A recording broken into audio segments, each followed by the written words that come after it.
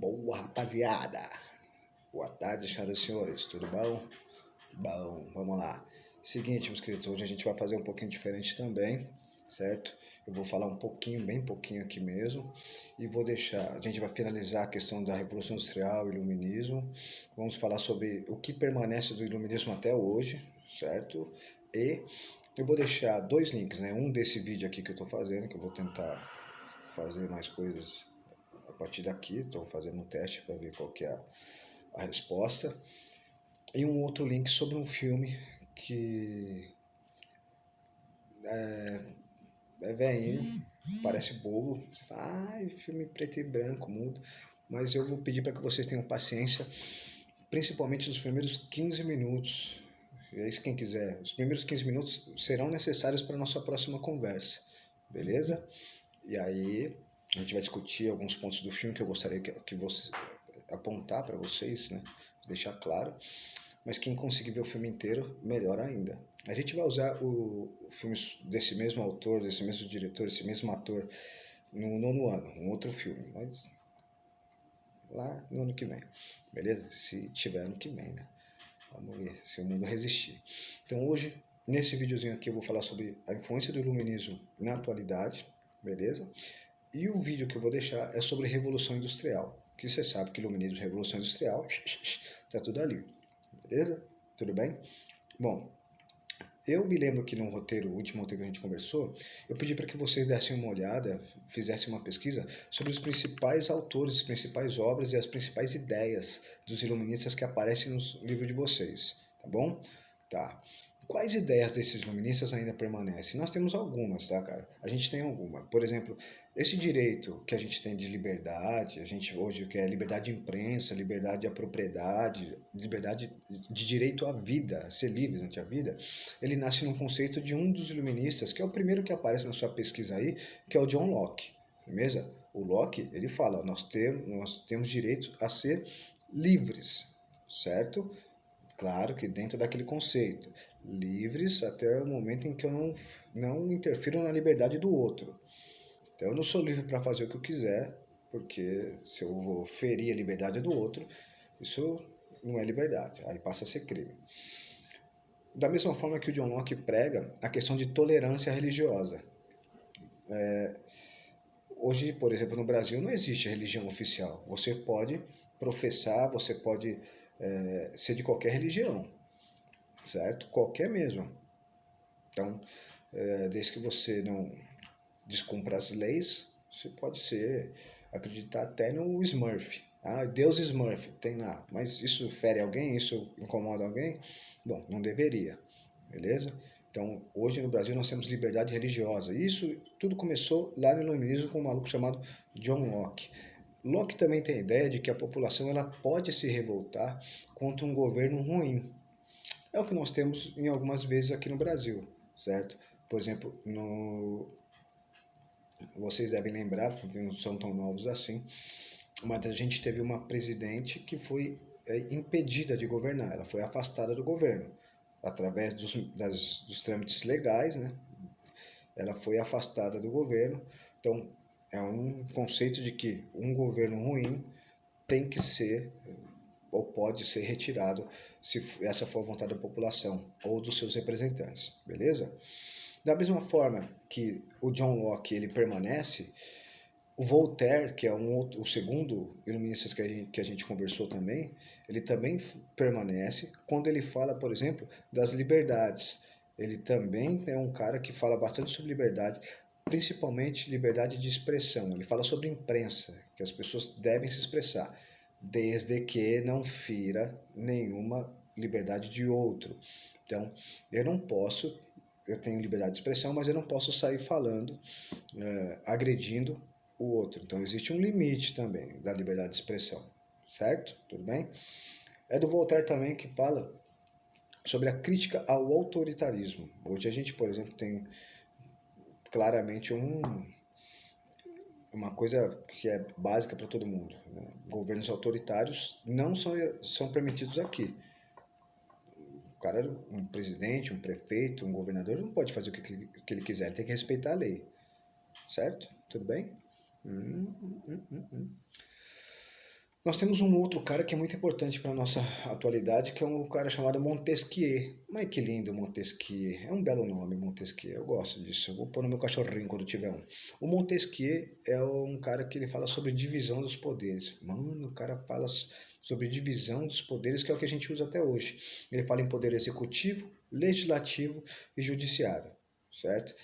Por que, que o Montesquieu pensa disso? A gente pensa nisso, desculpa. A gente conversou na outra aula. De acordo com Montesquieu, esses três poderes dividindo o poder, ninguém vai abusar. Um vai controlar o outro. Então nós não teremos um governo que vai abusar do poder, porque outros poderes estão controlando. Então, se um rei ou um presidente quiser fazer algo que é autoritário, o poder executivo, o poder legislativo ou o poder judiciário, né, o executivo não, ele vai falar, opa, você não pode fazer isso, existe lei, isso não está previsto em lei, tá bom? Tudo bem? Então, até hoje os três poderes são usados. A gente tem aqui no Brasil, nos governos do estado de São Paulo, no município de Taubaté. Rousseau, ele também aparece. O Rousseau, ele fala sobre, de novo, sobre igualdade, fala sobre liberdade, fala sobre fraternidade, e que um governo ruim tem que ser deposto pela população. Então o Rousseau permanece, certo? Ele fala que a vontade geral, quer dizer, a vontade da população é soberana, quer dizer, que é ela que deve prevalecer. Temos dois iluministas também que são bem importantes, que a gente conversou sobre eles, a enciclopédia. Então, pela primeira vez, alguém pensa em que, olha, se a gente tem um governo, se a gente tem um documento, um livro que tem o conhecimento, todo o conhecimento do mundo, ou pelo menos quase todo, eu estou favorecendo que as pessoas tenham acesso a essa informação. E aí elas não vão ser manipuladas, aí as pessoas não vão ser enganadas. Então, Diderot e D'Alembert, pela primeira vez, falam o conhecimento é necessário para evitar uma manipulação, para evitar que a população seja controlada. Que interessantíssimo. Beleza? E temos dois economistas, o François Quesnay e o Adam Smith, que pensam pela primeira vez na questão de liberalismo econômico. Eles fazem, cada um faz um livro, né? Mas principalmente o Adam Smith fala o seguinte: tem que deixar os comerciantes, os industriais, a economia e por si só. O governo não deve interferir na economia. Que hoje nós temos a grande maioria dos governos uma ideia liberalista, claro que com muitas mudanças, mas nosso governo hoje do Brasil se diz liberal. Então, influência do iluminismo, beleza? Eu espero que algumas de vocês e alguns tenham se perguntado, firmeza, professor, o senhor falou aí de Quesnay, Diderot, Rousseau, Montesquieu, uma parte de gente, mas não tem o nome de uma mulher. É verdade, né? Mulher, ninguém falou. Achei engraçado porque a história parece que quer apagar essas mulheres, ou pelo menos não temos muitos registros. Mas existiam mulheres sim que participavam, mulheres que eram importantes para esse movimento iluminista. Mas elas foram silenciadas porque muitos dos líderes iluministas eram extremamente machistas.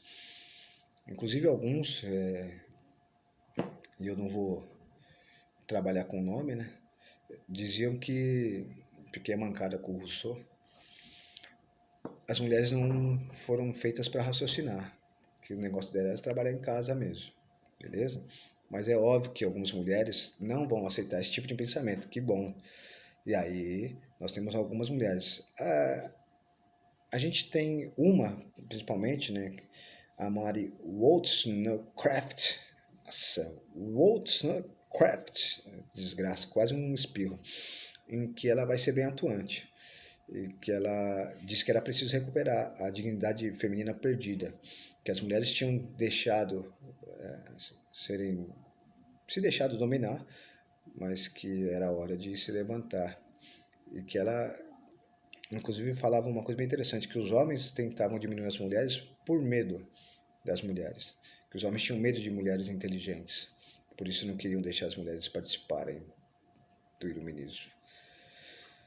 Você acha que ela estava certa? Ó, eu sou mais ela, hein? Bom, Dessa forma, então, a gente vê que o iluminismo ainda prevalece, beleza? O iluminismo está aqui, está o tempo todo na nossa vida. A gente que briga por liberdade, a gente que quer justiça, a gente que quer igualdade, a gente que busca um mundo melhor, a gente vai ter que voltar para o iluminismo. É claro que o movimento iluminista não era perfeito, era cheio de preconceitos também, como a gente viu, era um movimento, em sua maioria, machista, mas é importante, certo? A tendência é evoluir. Eles pensarem não quer dizer que a gente deva pensar dessa forma também. E o iluminismo influenciou a Revolução Industrial. E a Revolução Industrial ela vai modificar o mundo. Por isso eu vou pedir para que vocês deem uma olhada aí, pelo menos os primeiros 15 minutos do filme que eu vou deixar aí, O Tempos Modernos. Valeu? Rapaziada, por enquanto então, muito obrigado pela atenção e paciência. Me desculpa se eu não proporcionar nada. Vai de leve na manguasta de Marília. Fique em casa. E quando sair, sai de máscara. Valeu? Abração. Se cuidem.